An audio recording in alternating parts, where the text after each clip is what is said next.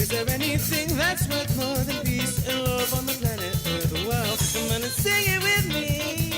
The words relate to the key. If it's a pattern, then repeat and repeat after me. Life and death and love and birth and life and death and love and birth. And you sing me, fa mi, ti, la, and peace and more on the planet Earth. Hey, hey.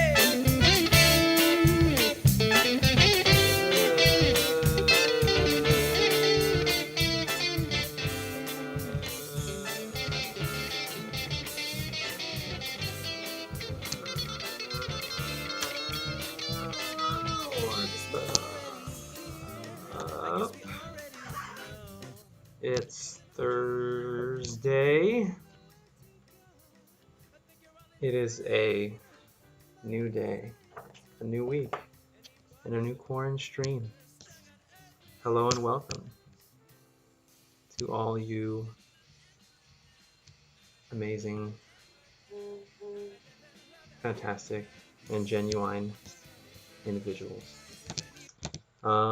This is gonna be a quick one. I missed Monday because it was a hectic day and we have been traveling, so haven't had time to do much else other than drive and eat and look at corn. So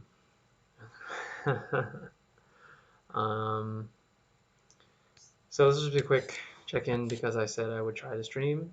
So here I am trying to stream. We're here in an undisclosed location in some kind of hotel somewhere, where there's not a lot else going on. Somebody cooking? It smells like fire or something. It smells like someone's smoking.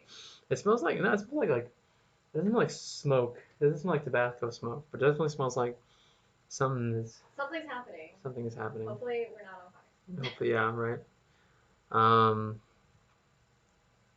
But been vaguely aware that a lot of things have been happening, but I haven't had a lot of time to fully digest everything that's been going on. So I'm not gonna comment on anything because I have nothing to offer because I am not plugged in, as it were. But the trip has been going, pretty well. It's been interesting seeing how different areas are and different people are approaching, I guess, the pandemic. I think in most places, at least when you're indoors and around people, the expectation of like wearing masks and things like that and not getting too close to anybody is, decently, observed. We were in actually Vegas the other day, and it was a lot of mostly people being chill and wearing masks, other than like literally everyone who was like at a slot machine or eating or whatever or smoking. For the most part, it was okay. But I've been bring the old GoPro, been trying to get some different shots, and then I'm not sure. I feel like I want to put something together at the end of this, but I don't know exactly what it is yet. I'm sort of like brainstorming a sort of thesis of what I might have gained, I guess, from doing this trip. Definitely noticed that going in a lot of different places, a lot of these more not even like super rural. A lot of America is pretty isolated and detached.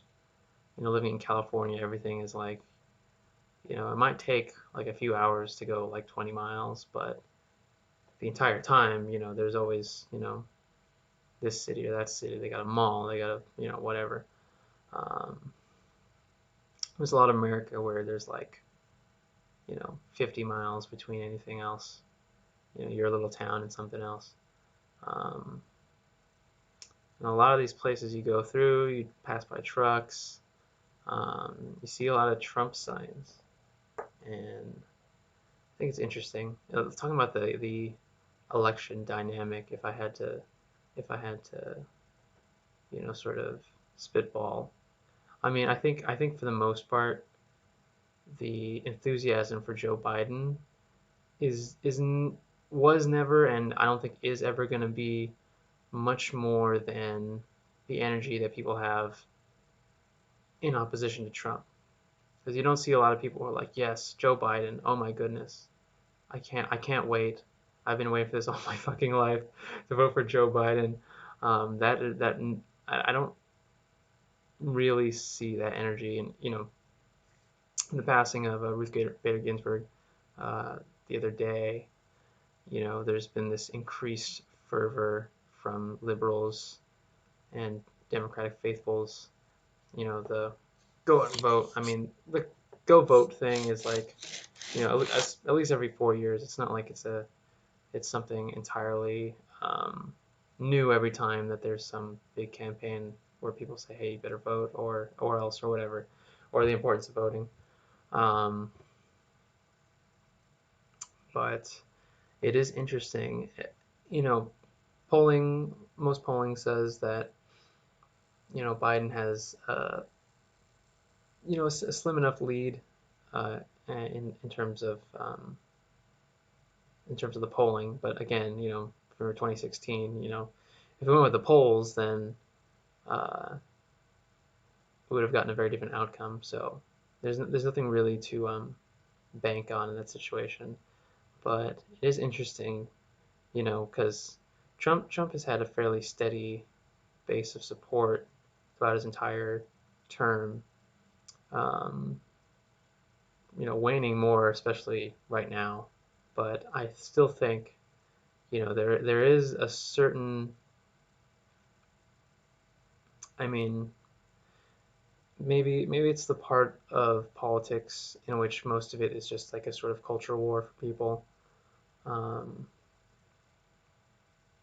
but I don't know. Is it the same thing on the other side where it's like the the um, the enthusiasm that Trump supporters have is like the exact inverse of people, liberals' detestment of him or something like that. But I don't know, just kind of rambling, but it does seem like there are a lot more people who are more enthusiastic about a Trump second term than there are people who are enthusiastic about a Biden presidency on its own merits, not just as an opposition to something else, which is not really fantastically new insight or anything like that. I mean, I think, even when we were talking about hypothetical, uh, a hypothetical Biden in the general, I mean, yeah, there's the Obama association that he has, but there's not a lot about him and his record, other than people's fond memories of him as vice president or whatever, his association with the last Democratic president. In terms of his record as a politician and what his campaign, what he campaigned on, I mean, I don't know. That never seemed to be the draw, and I don't think that's their. It doesn't really seem that like that's what they're trying to sell it as. I mean, in some ways, we're like, hey, it's Joe. Look at what he's gonna do, or the most. I always say the most progressive platform that the party's ever run on, um, which didn't work last time either. Um, but that is an interesting thing to observe. I mean, I think people will take it as a given that middle America is going to be lean more Trumpian than say the coast. But I don't know. Uh, maybe I mean I don't know because we know that most people just don't vote anyway. And so it's very different when it's like, okay, this population of people among those that do vote are going to lean, towards Republican or whatever. Um, but it doesn't tell you about the dynamic of the whole population, the majority of which do not vote, are not engaging in electoral politics. Um, I did want to do, probably not today, maybe, I don't know if I'll have time next week. Is when Ginsburg passed and everyone was, you know, increased in their go vote fervor.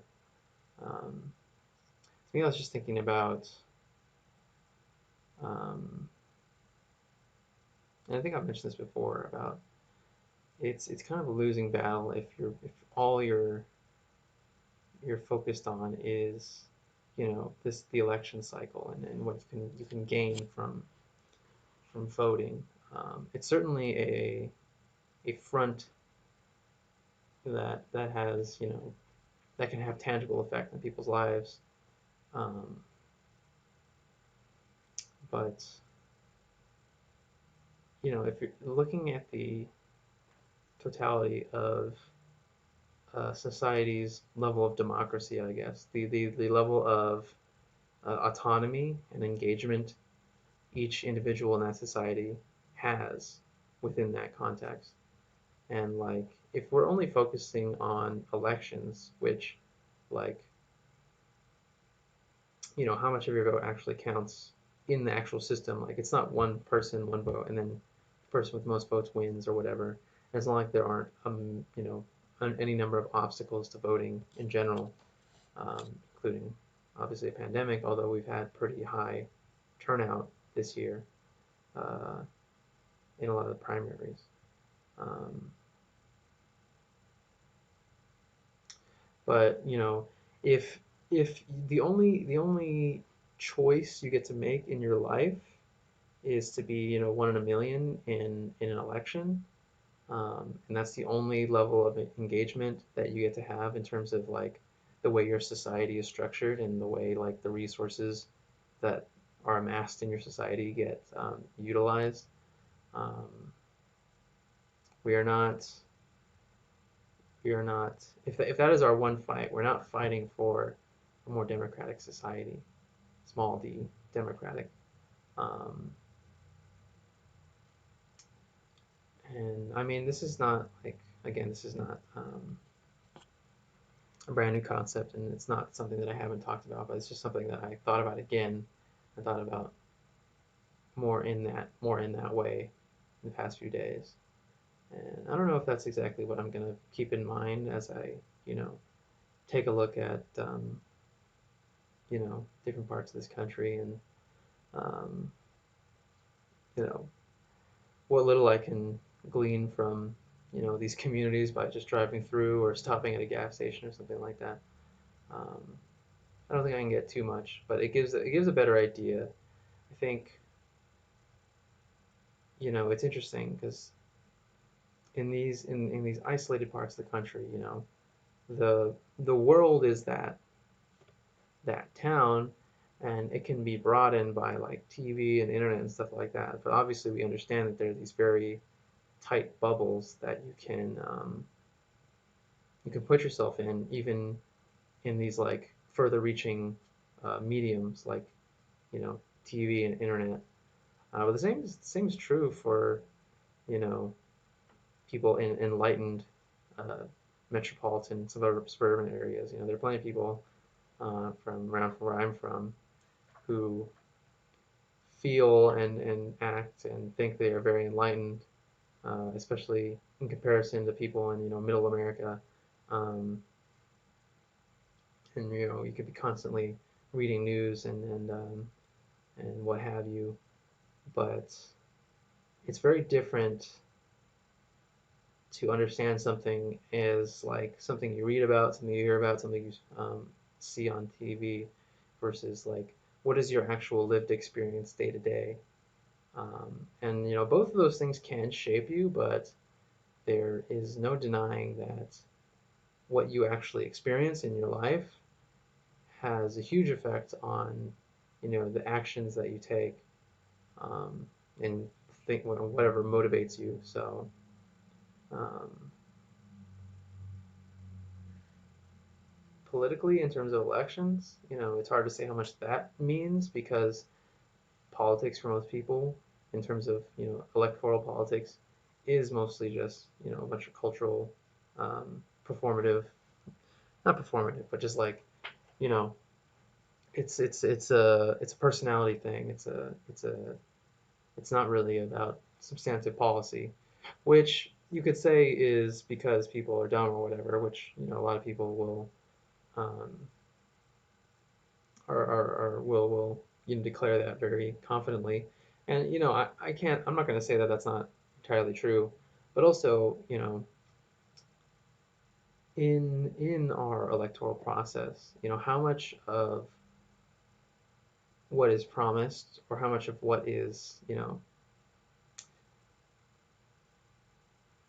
well, when's the last time that you voted for somebody and then they just did something and your life got like better? Things actually improved in a noticeable way, um, in that sort of one-to-one way. Obviously, things are gonna be more complicated than I voted this person in office and then they're gonna come and like fix my life. But it is very, very true that um, government, our society in general, leaves a lot of people behind, which is why the majority of people don't participate in voting because it's meaningless to them. It hasn't changed anything, whatever party, whichever politician, um, there are a lot of things, a lot of metrics in this country, um, a lot of, hold on, I mix my words up. Things have gotten worse in different metrics for a lot of people in this country, regardless of, who was voted into office or not. And that is a very real thing. That is, whatever the understanding of, oh, that's this person's policy, or that's this person's history, or whatever, or this party is saying they're going to do this party is saying they're going to do that. A person who's lived for decades and has been failed by different systems, although we should understand that there's not really, most of the time, there functionally isn't a huge difference between different political parties. I mean, there can be, and there has been. Uh, I'm not going to say that there hasn't been, but in terms of like fundamentally what they are about, there isn't a huge, gulf in between them. And so, on some level, a lot of people recognize that, and they recognize that, um, no one's coming to save them, and so um, they fall away from that engagement because why engage with something? Why bother with something that is sort of irrelevant in your life? Um,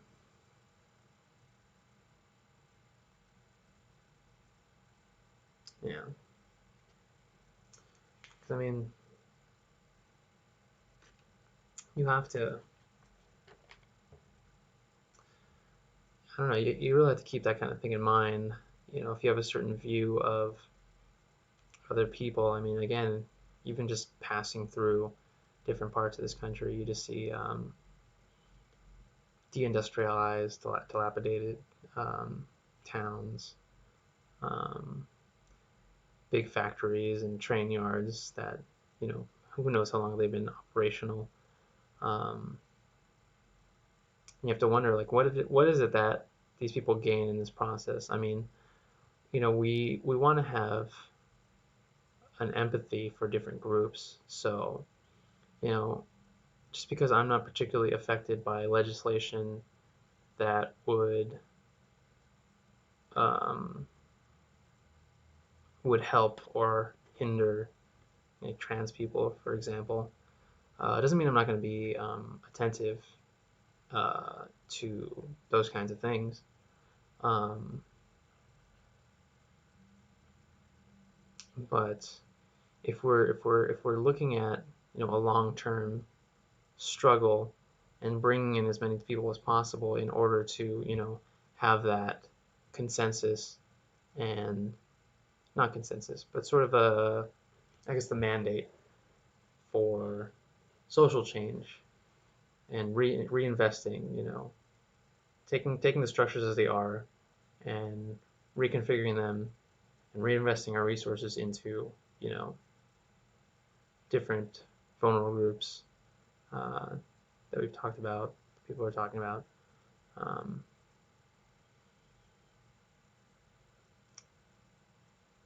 I don't know. Basically, you know it. I mean, again, I've talked about this. Uh, Tons of people, have said much more, and in a much more helpful way, I guess. But I don't know if you guys can hear that. Um,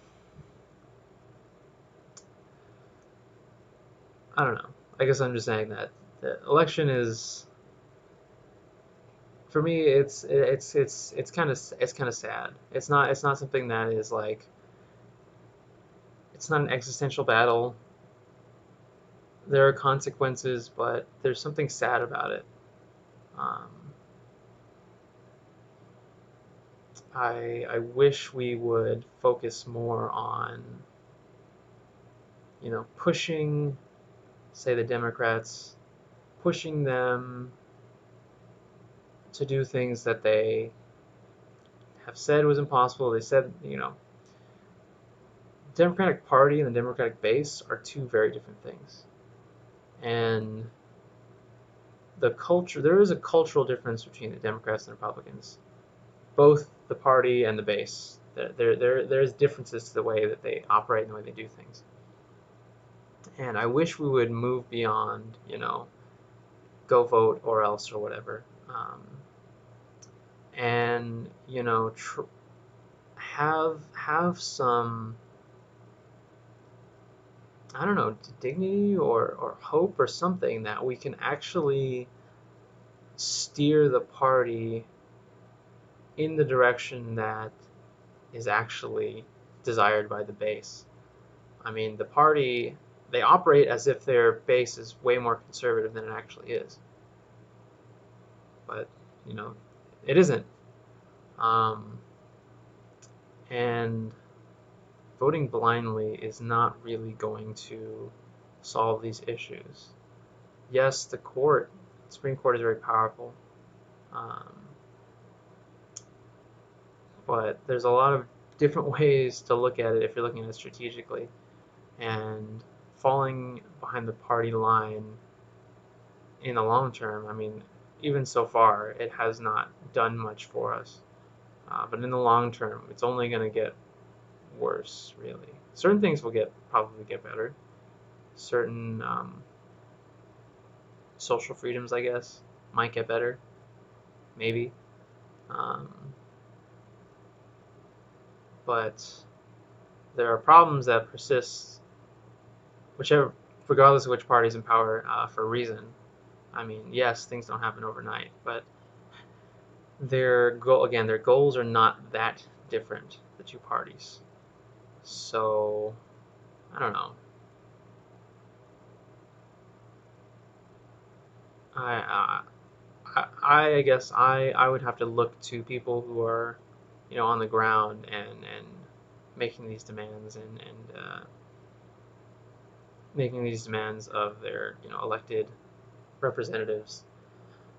Um, and really, really keep my head towards what comes next, because continuing, it's never going to be that we're going to vote ourselves back into normalcy, whatever that means. It's just not going to work that way. It's always going to end up being different. Um, and if we are, you know, a certain level of complacent with, I vote and I go home and I've done what I need to do, I can really only see it getting worse in the end. Um, I don't know. That was on my mind, I suppose. But next week should be a little easier. Stream Monday, Thursday. I don't know exactly when or how. Probably stick to YouTube, like I have said in the past. At some point, I'm gonna do a little promo video for the October thing, which is in a week. October starts in a week. Um, and just kind of encouraging people to join in and, try to come up with a little something, a little ditty, a little tune, a lick, a chord progression, or some lyrics, a poem, a rap, whatever, every day of October, or as many days as you feel like. I've done that in the past few years. I'm not super consistent with it, but it's a fun little challenge. Obviously, I borrowed from Inktober, which you see a lot of artists do every year. Who knows? Um, Obviously, during COVID, is it the best time to be doing it? Maybe. I don't know. I think it could be helpful for people who are in a rut. But I guess it just depends where exactly everybody is. Obviously, I'll be still traveling, so it'll be a little difficult, but I'm going to try to do it anyway, as best as I can. But that is about it. Hopefully, see everybody again on Monday. Um, the next couple weeks, it'll probably be kind of like this, quick check-ins, and then I'll be back home like the second week of October or something like that, third week of October. Um, and we'll be back to normal maybe, unless something happens. I don't know. But until then,